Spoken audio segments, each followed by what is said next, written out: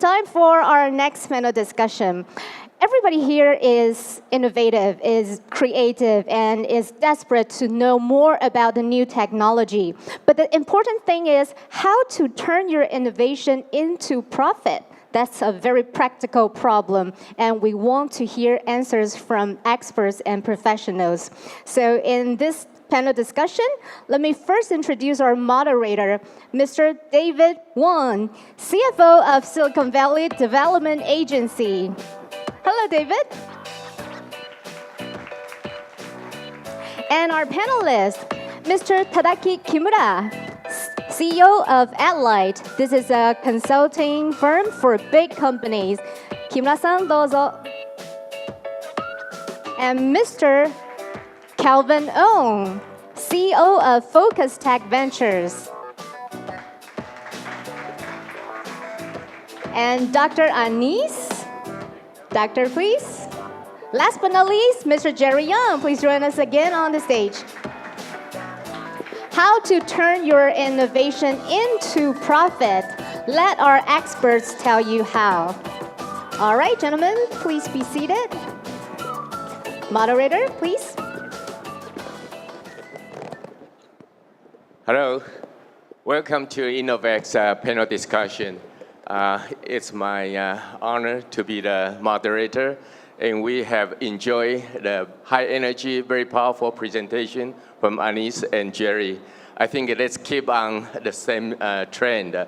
Due to the limit of the time, we need to speak fast. First of all, let me introduce myself. I'm David from Silicon Valley, and Anis mentioned the company, which is an old technology company called Cisco System. I joined Cisco System in '92, and I served for about 11 years and become an angel investor. And I enjoy most of the time doing helping out a startup, all these founders at Silicon Valley. And I have been keep on doing the investment in this area up to today. And I came back to Taiwan about 2 years ago, and I started helping out some of what's the emerging technologies that Taiwan need to focus on. And I know we are lag behind in some of the technology, just like Jerry said, but there's always an opportunity to jumpstart it. So the government already identified 5 areas, which is also covered by your speech, mostly IoT plus AI plus smart machinery, which is robotic, and also green energy, biotech, etc. So that's the new initiative that government is going to move forward forcefully. And also we newly announced a new venture, which is a national label venture capital. We'll provide from the angel investment fund to a venture capital fund, all the way to the M&A PE fund. So that's the good news that Taiwan's really want to focus in the innovation, not just innovation, but also provide an ecosystem that for the people who has the idea, who has the innovation that can really turn into profit, turn into a business model, and moving the country forward for innovation-based economy. So with that, I would like to ask each of you, I know we have more than 100 years of experience. I would like to hear your story, your experience, and share your wisdom with the audience. So we have a very short period of time, so you can be brief and also briefly talk about how to turn an idea into a profit. This is the main theme of our panel discussion. Can I start with, by the way, we have a very international global team here. We have from Japan, Singapore, France, and Silicon Valley as well. So go ahead, and Takata, you want to start? So, hello everybody. 皆さん、こんにちは。I'm Tad from Japan. I'm a CEO of addlight Inc., which is an innovation firm based in Tokyo. So what we are doing is we are positioning just between the startup and the big company, and to make innovation together with startup and the big companies. So we are doing 2 things. One is to provide some advisory consulting service for big company, how to collaborate with startup. And the other side is we are doing an incubation service for startup. So we did some small investment, mainly in Japan and outside Japan, and to connect with big companies. Also, I'm a director of some Japanese tech company to help them in terms of finance, and 4 of them went public on Tokyo Stock Exchange market, including biotech and internet and so on. So yeah, so nice meeting, and I'm very honored to be here. Thanks. Welcome. Thank you. Okay, hi everyone. So my name is Kelvin. I actually come from Singapore. So it's a tiny dot out of Southeast Asia. So I'm a founder and CEO of the company that is a private investment company that invests mainly in the C stage and pre-A stage. And we are pretty sector agnostic. We look across various sectors from healthcare to energy to education.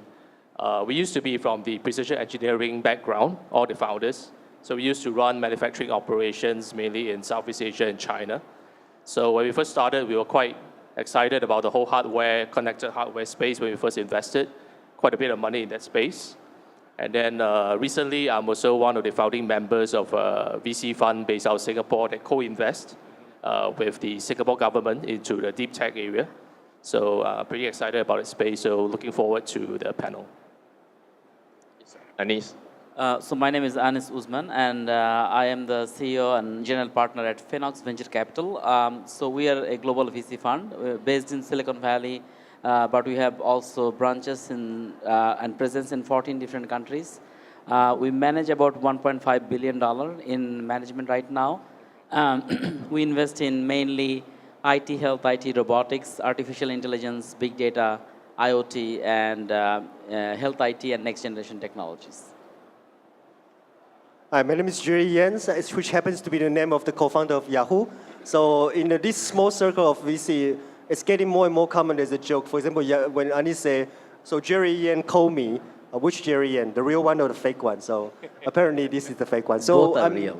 Yeah, I'm based in Paris, and we invest in hardware startups. So like I did in my own presentation, basically full stack AI, IoT, robotics, all kinds of new kinds of sensors. We are basically segment agnostic. As long as you have hardware, we're interested, and also geographic agnostic. Yeah, as I know that I just came back from Israel, and a lot of venture capital is very local, local folks or local business. So in different regions, I would like to hear from you, what kind of innovation will attract your money or your hard money into these companies. So would you please share a little bit in your area, like Japan or Singapore? Yeah, so Japan, as Anis mentioned, also AI and IoT. And as you know, there are lots of manufacturing big companies in Japan. So nowadays, more and more startup focus on the B2B area to collaborate with the very big manufacturing company to utilize such kind of technology like AI or IoT and so on. That's one of the hot space. Very similar. Yeah. So the last wave of innovation in Southeast Asia broadly is pretty much in the ICT space, in the digital media space.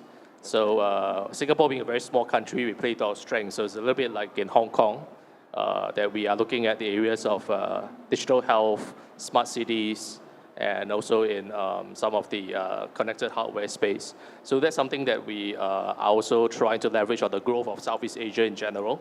So for us, we're very interested in the B2B applications, very verticalized, narrow applications in the areas of, say, construction and agriculture. These are some of the underserved areas, which I think is going to be very hot in Southeast Asia. Okay. Anis? So in Silicon Valley, as it's all technology play right now. Yes. So is deep learning and AI is one of the leading technologies that we're investing in. IoT is another thing that, coming very strong. I will say that autonomous driving based AI is becoming a very strong area. Also, another thing that most probably we did not discuss today is surgical robotics actually is becoming a very popular area in the US. Okay, good. Hey, Jerry. Yeah, since traditionally, yes, that's correct. VC do invest locally, and it's also like the application you build usually is culture oriented, so you can only scale your own country in the first couple of years. But a little bit similar to, I think one of the latest trend the past couple of years is what we call the global fund. So for example, Anisi has a couple of funds that operate globally, and we're also a global VC, even though our fund is much smaller. There's a VC firm in Europe called Atomico that just launched a $670 million fund, which is also a global fund. So we're seeing more and more what we call the global fund, and there's a couple of reasons for that. Is because the whole capital allocation around the world in terms of like portfolio management is really shifting. So public market doesn't really give you that extra return. So a lot of the old money are now looking into place into venture capital, which used to be a different area.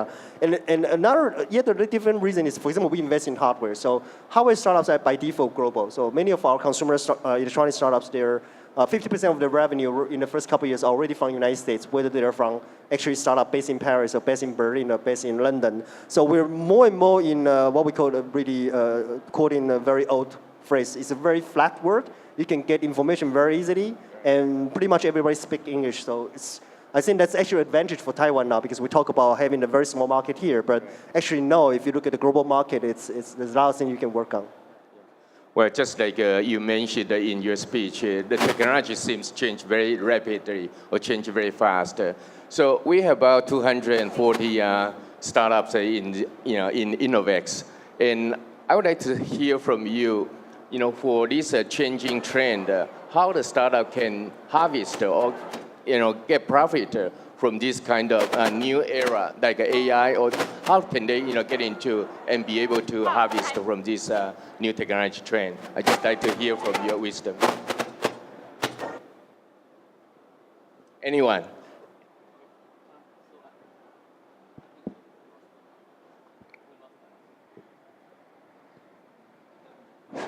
Yeah, this one is working. Sorry, thank you. I'll exchange. So how these companies can actually be profitable? That's what I think you're asking. So first of all, I think many of you have startups. If you want to become profitable, I will say that you need to do a good planning of how you do about it. First of all, if you are a smart entrepreneur, get in touch with a very smart VC also. This is very important, and not because we are VCs, because VCs have connections. So when we invest even $1 of our money in your company, we feel responsible for it. So what we do, we connect you with all the big shots we know. And that makes you successful, because that's half of the business. That's how you become successful. So one of the things that you can do, definitely get money from people that can make you to grow together. That's number one. The second thing is, as you're playing with technology and you're trying to become profitable with the technology, make sure that you have good team members, right? You need to be able to attract good people. And that is one of the most critical and crucial thing, because good team members is going to actually give you the best output. Always try to hire people who are smarter than you. And that's what I have done. When I started Fenox, I started with $0. And today we have more than $1.5 billion. And that's because I hired people who are smarter than me. And today I'm their boss. But at the end of the day, it's my company. So that's how it is, that always try to hire people who are better than you and try to make connections. Social network is playing a major role in everything. So with the help of LinkedIn, you are able to also tap into very top talents in the US and in the Europe, I guess, right? So through LinkedIn, if you can reach out to some of the top talents and have them as working for you, that is great. Plus, also try to hire good advisors. Try to hire people like David or Jerry. I mean, these people can make a difference for you. And it is very difficult to convince people like them. Trust me, they're not going to be on your board of advisors easily. But if you can make it happen, you are most probably bringing fortune for your company. Jerry, anything to add? Yeah, so if you let me talk about this topic, it's going to be like 2 hours talk, and I wrote extensively about it. So for Taiwanese readers here, I have a weekly column that's published on Feng Chuanmei, so Storm Media, every Friday. I wrote a couple of articles about this already. So I think the grand scheme of things is that when you say how to turn innovation into profit, well, there's one thing very important in finance is that it's not really about accounting profitability. So it's not about your profit and loss. It's really about your free cash flow that you can generate in the future to eternity. So, and the reason I mentioned that is because if you look at the most famous example on earth is Amazon. Just look at their financial statements. Every year, Jeff works so hard to be unprofitable. Seriously, just look at the financial statement. They don't make money. but yet their share price are growing and growing, the market are growing. Why? Because the reason he makes it unprofitable is that he's reinvesting all the money back into infrastructures that would generate really long-term value for the company.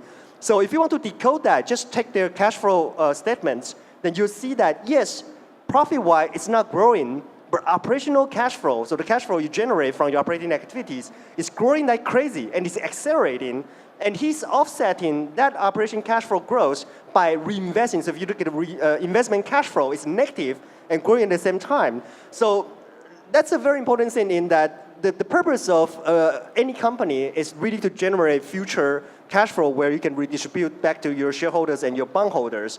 And so under that, when you talk about how can I turn innovation into profitability, I think practice-wise, there's a couple of things you have to look into, like especially in the early stage, is that yes, you have to keep in mind that your business fundamentally has to be profitable, which means that your operating activity has to be profitable.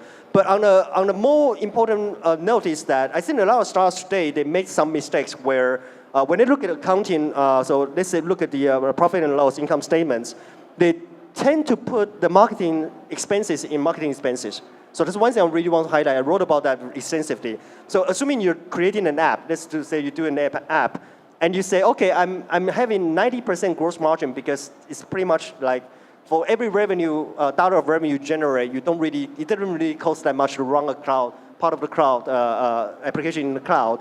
And you say, okay, I'm having 90% gross margin. The company is losing money because I'm still don't have scale. I have like marketing expenses that is much bigger than my revenue. You might be kidding yourself because in the new economy today, it's usually kind of difficult to separate the marketing expenses into the real cost. This, for example, if you're doing an app and you're doing a freemium model, and for every 10 free users, you get 1 paid users.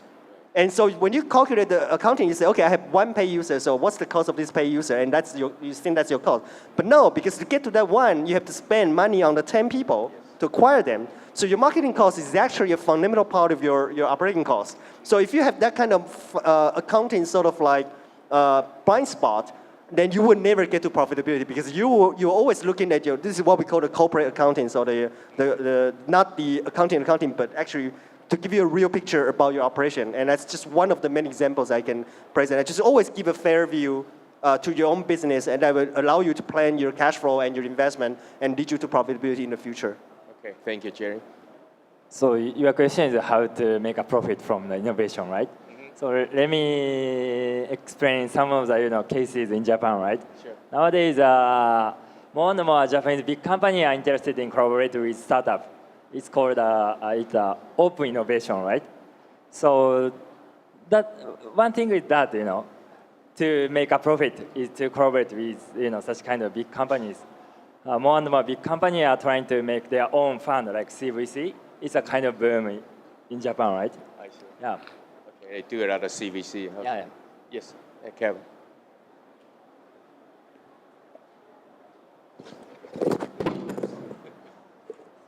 So it's okay. Yeah, so I just want to add to a couple of points is that basically from an investor point of view, we are looking at not just your current earnings. We are looking at your kind of ability to generate future earnings. I think that's very important. So at this point of time, I think is when we look at any deal, for example, in Southeast Asia, there's a lot of execution risk in a lot of the models because you need to throw money in customer acquisition to get to growth. And that's something that because there's so many people trying to eat your lunch, so basically you have to grow faster than anybody else, which is why sometimes when you dig into the unit economics, it doesn't make sense. But we are betting on the macro trends that because of buying power, because of growth of the market, is going to eventually get there. But in deep tech, I think it's the reverse side. We're thinking about something like, for example, technology and also market timing risks, because you don't know when we are going to get to potentially that frontier. So you need a lot more capital to get there. So to that, I think to a lot of the entrepreneurs, it's about able to manage their cash flow properly, able to conserve their cash and be very capital efficient. So some of the B2B companies, they have an element of even a service element to their business so that they can self-sustain themselves while they build their core product, which is a little bit more scalable. Thank you. Yeah, from my experience or observation, it's kind of getting harder and harder to get funding for a hardware company. All the valuation is not as high as hardware. It's just my perception. But do you have any suggestion that how can you, attract a venture or the angel to invest in a hardware company? Or how can you increase your value, by doing the hardware, startups? I just want to hear your suggestion. Anyone? So I will try to, talk clean. So try to create a sexy video. That's all you need if you have a hardware company. I mean, that's what the answer is. I mean, today, always remember, pictures speak better than text, and videos speaks better than pictures. So as you are trying to create a product or technology, you need to tell people what your vision is. So hire the best video production company, tell them your vision, because you do not have a product maybe in your hand, and show it to the investors. I mean, one of the reasons I feel that even hardware companies, first of all, when I hear hardware, I said, oh my God, you can't handle it. Because hardware companies need a lot of money, okay? And they really need a lot of money. So I have a company I invested in Oregon, and they are doing wireless charging. So your cell phone can be charged without anything, no touch. It's in your pocket, they can charge it. And this company, when I talked, I was so reluctant because their transformers and the receivers, they need $100 million, trust me. So I was very scared, and I said, I will not invest in the company. But they actually sent me a very cool video that this is the vision. Then what I did is we reached out to not VC funds, we reached out to PE funds, private equity, who have more money. They have deeper pockets than the VCs. And we basically communicated with them and said, hey, can you do a round? We will take the lead, we'll get it started, but can you give them $100 million? They watched the video, they do not understand VC that well, but because they thought a credible player is taking the lead, they were ready to put $100 million into the company. And that's how it was solved. So you definitely need to show the vision in a clear way and be a good fundraiser. And in that case, hardware product might not become an obstacle. Well, so I have a different view on, it's so difficult to get money in hardware. It's actually quite the contrary. So our data shows that the investment in hardware is actually growing. The question is how you're tackling the challenges in your business. So I'm kind of have a special, kind of weird background as a VC. I spent actually 10 years in Taiwan, working in semiconductor, and a couple of years in the United States, and now in Paris. So I know sort of the problem that you're trying to talk about. So we'll just make one example. So think about Tesla Motors, right? So Tesla Motors, it took them only $60 million of venture capital funding to get the first prototype Roadster to be on the road. Whereas we have startups trying to do $250 million to do an electric bike, which is, okay. You know which company I'm talking about. Anyway, so if you were a founder back in 2003 or 4 and you said, I'm going to enable the cars to become electric, most of the Taiwanese founder would say, okay, let me just do a small part of the whole thing. Let me just, it's value chain. There's already General Motors, big car, Ford, Toyota, Nissan, big car companies. I won't be able to compete with them. I'm just going to do a small part. I create this device. It's going to help you, turn your car into electric, and just please buy my product. That's usually because we're in Taiwan, we're sort of in the value chain system. We always try to do a small part, and hopefully that you can compete on price and all that. But you look at what Elon Musk did. Elon Musk did, the hell with it. I'm going to create an electric car right from the ground. He's thinking he can do that. So what he did is that he used a lot of off-the-shelf items. He didn't try to reinvent the wheels. He didn't he didn't try to reinvent the wheel. He didn't try to reinvent a lot of parts. And a lot of things, yes, why not just take so car industry, automotive industry are notoriously very conservative in supply chain because there's a lot of safety issues. So if you go to General Motors, if you go to Toyota, and you tell them that I have a new innovation that you can use it to improve your car, it would take them 4 to 5 years to qualify the product that is safe enough. But if you look at Elon Musk, he took a different approach. The hell with it. I'm going to start a venture. This venture has the first round, 25 million, and the second round, 35 million, a total of $60 million. If I fail, if there's a security thing I couldn't pass, the regulation, the DMV regulation, then I die. so what? I lose $60 million. I don't lose the other thing. So he took the venture approach, and that's how Tesla Motors was able to bootstrap both product-wise and financially. And so the real lesson for the sort of hardware entrepreneurs, especially here in Taiwan, is that it's a different world today. You cannot look into an industry. Let's say if you look at like communication, smartphone industry, you say that I'm going to create a chip that would improve a small part of the value system by 5%, and I'm going to be 20% cheaper. You will never get funding just for that. Silicon Valley VCs don't put money into that. On the contrary, if you have a crazy thing, I want to talk about Magic Leap, which is the craziest of all, which got, I think they got $500 million from Google Venture to do an augmented reality device. And now it seems to be that they have having trouble shipping. But a couple years ago, they were able to pitch that and get huge amount of funding. And that's what you should be doing. You should go broad and really go big, basically. Thank you, Jerry. Very good. Can I add one thing? It's very positive and encouraging news. Okay. Can I add one thing? So I think, like if you're starting with a hardware company, the first step is try to get yourself in a good incubator or accelerator. Start with that, because at the very beginning you have nothing. So try to get yourself qualified for Y Combinator. Your chances of getting funding at the very early stage is going to go very high. Get yourself accepted in one of those, because many people do. Once you are there, I think you need to really, as Jerry mentioned, that a lot of the big monies are coming from large corporations, and I think Kimura-san also mentioned about that. So at the very beginning of the Series A stage, you can start with global VCs, but towards the Series B, I think you get connected to the corporate VC arms also, because most of those monies will come from some of the large corporations of the world, right? So I think fundraising, strategy building in a very technical way will be the key. Even as a hardware company, you can get funded that way. Okay. Yeah, so I agree with Anis. And let me show you from our experience of investing in hardware.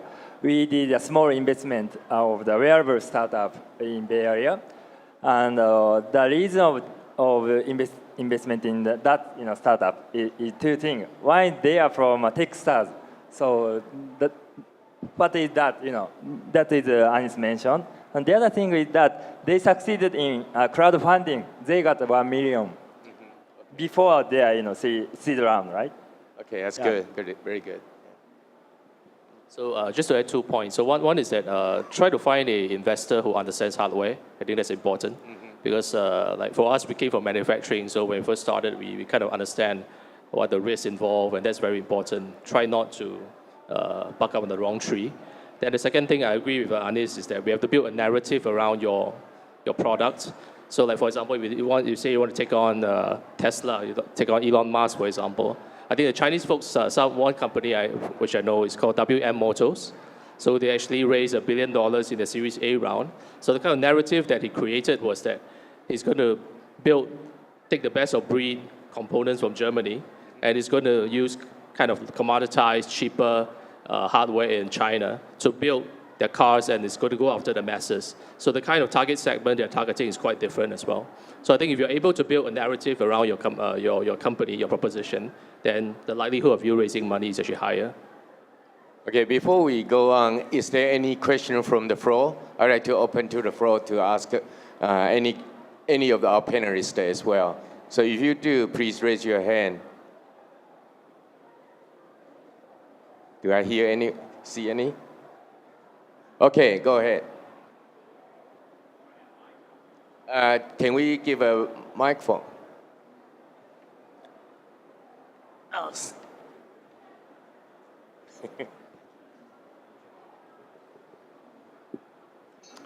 Yes, hi, thank you. My question for you for turning innovation into profits is that when you have a company that's a startup, but it requires very intensive investment, how do you view this into turning a profit? What is your horizon? I understand the big picture idea and how you want to see how this company grows, but what we hear as a startup is that you need to be 90% better or 10 times more efficient. And when you pitch this idea, obviously the feedback is that's very unrealistic. So that's kind of the goals. That's kind of, you need to balance. So can you please, from your experience, talk on that? Thank you. Anyway. So I think my view on startups is always, there are only like two keywords. So the first keyword is that scalability. Is what you're doing scalable? Can it scale exponentially? The second thing is defensibility. Can you defend your business? So if your business requires intensive investment early stage, the question is not whether how you can achieve profitability. Is that does that kind of investment turn into defensibility in the future? So for example, when we look at Facebook, if we go back to like the 2006-07, we look at Facebook, and Facebook back then was not profitable yet. And there's quite a fair amount, by the standard of that time, is quite a fair amount of investment going into a company that nobody knows when it's going to make money at a certain point. But the people who put money into Facebook, especially in Series A and Series B, what they know is that, okay, there's a very, very fast growth, and the growth seems to be self-accelerating. And by the courtesy of network effect, it's going to be defensible. So the first one who get there to get a critical mass is going to be the only one that's going to be there. So all the money you put into it, it becomes a long-term, it's investing into a long-term asset, which is a defensibility through network effect. And for people who invest in this kind of platform startups, for them, you can be as intensive in capital as possible. For them, it's not an issue. It's really about if that defensibility is very, very powerful, then at some point, you can really turn that into hopefully a money machine and something like that. Obviously, there are some startups that fail to do that. So Twitter is a good example where people are still questioning whether they can. But I think the fate of Twitter is that, unfortunately, they're also in the same space as Facebook. If we don't have Facebook, Twitter is going to be super, super profitable today. So that's also another good example where if you're the first one to get there, especially in a certain category, then usually you're going to be the big guy dominating most of the profit. Yeah. Anyone to add on to it? No? Okay, how about any other questions? Okay.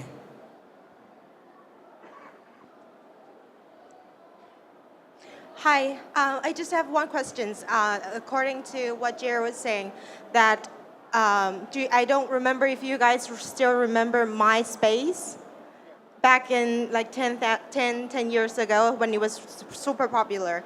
I was wondering if that kind of startup got overthrown by, let's say, YouTube or Facebook, and what was the reason of it? Was it the problem with marketing? And if so, what Jerry was saying was that you have to be the first. But actually, Facebook wasn't the first, and YouTube wasn't the first. It's a very, very good question. So when I say the first, I mean that the defensibility has to be very powerful. So if someone so first I think MySpace got there, you can say they got there first. But actually, if you look at the structure of MySpace, it's not really what we call the social media. I mean, there's a lot of confirmation bias here. So in finance, we say confirmation bias. We try to tell the story, from the benefit of hindsight. So risking that, one thing that MySpace did wrong and Facebook did right was that Facebook insisted something that is very uncommon. Mark insisted having real names on Facebook and one identity. In the time where internet is all about being anonymous, people assume that you don't want to be yourself on internet, so you look at, Sir Life, all the application. And so Mark there, he made a decision, it has to be real because it's an extension of your real life social network into a virtual world. And that single difference that he made compared to MySpace or even Friendster was probably the reason that he turned the whole thing around. But there's also another thing that MySpace sold, I think they sold to Yahoo, right? So they sold early. They really sold early because it's $1 billion, $2 billion, I mean, who can resist that, right? So they sold early, and once you sold early, the whole operation start to operate like in a big venture, a big corporate. You don't operate as fast, and that's when, if you look at the growth chart, that's actually after they sold the company, that's when Facebook started to overtake in terms of the user growth as a startup because they're more driven to do that. And so there's many reasons you can talk about, but keep in mind that this is the benefit of the hindsight. The point is not the first one to get there means that you get there and you still have the defensibility. So if MySpace has gotten there with the defensibility where Facebook couldn't take its users away, then that's totally fine. They won't be Facebook, but they couldn't do that. So it's very important to know that defensibility is always the first thing you talk about. Yeah. So just to add to this question, I think I mentioned about market timing just now. I think you mentioned about YouTube. So I don't know whether you know this company called Vimeo, which is a little bit before YouTube, it's a year before. So I think the timing of everything, is looking about the maturity of the technology, looking at whether people are there to put up user-generated content, the way the behavior of the users. I think those things play a part. So sometimes it's all about getting the things right at the right time. And I know that at the time, I think Vimeo, the founders, could be doing something, from what I understand, some other projects on the side. So they're not very focused on trying to go into that sector. So a lot of these things, I think, play a part in why these companies are bigger than the others. Okay, one last question from the audience. Okay, we have one. Thank you. So, Jerry, you just mentioned about deep tech. I mean, from lean tech to deep tech, the transitions of the perspectives of VCs. I remember the first day, the second speaker, I forgot his name, he is also a very successful VC investor, and he mentions about, what they look into is, the speed and also networking effects, all this.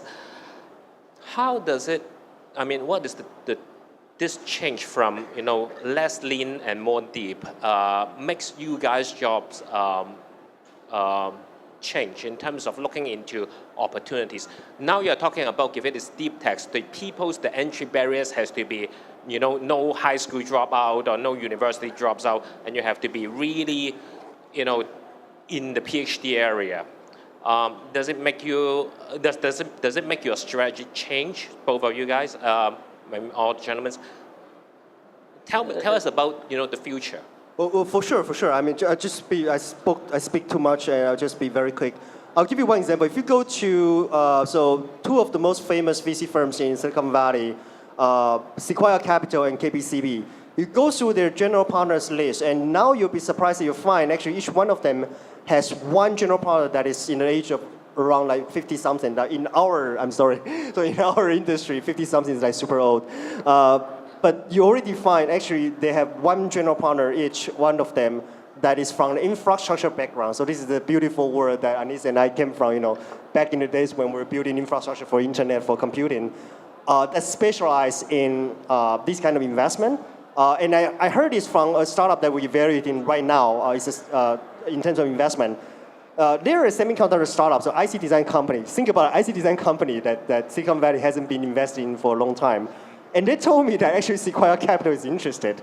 So in terms of investment, back to, if you remember the slide I put on is that as a VC, if you're putting into deep tech, either you have a general partner in the firm that is from the background that also has the modern mindset, or you have a very deep expert network, so you can have consultants, you can advisors that help you evaluate the deals. But it's definitely a different approach compared to, say, when we're investing in lean startups where you look at the KPIs, you look at the growth and sort of KPI driven. It's a different approach. You need different sort of general partners to do it. David, can you explain the question one more time? I think I didn't get his question very well. I think that's fine. You just is because due to the time constraint, we can each one maybe making a closing remark and maybe some words of encouragement to especially to the entrepreneurs around in the InnoVEX. So would you like to do the final remark?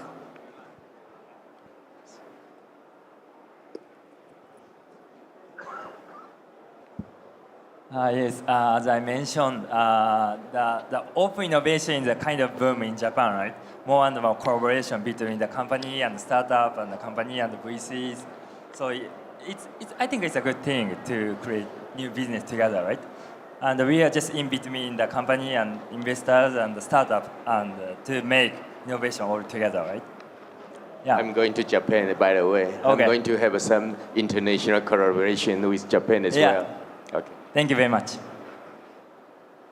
So I think I echo some of the panelists here that I think collaboration is key in this kind of new wave of innovation that we are embracing. I think Taiwan has its inherent strength in manufacturing, for example. There are some cities, as for example Singapore, we're pretty good in kind of having a closed sandbox to actually test and pilot a lot of the opportunities. So if we're able to kind of link up a lot of the communities in different regions together, I think this is one way to actually collectively build up the whole ecosystem of pipeline of good entrepreneurs to come forth.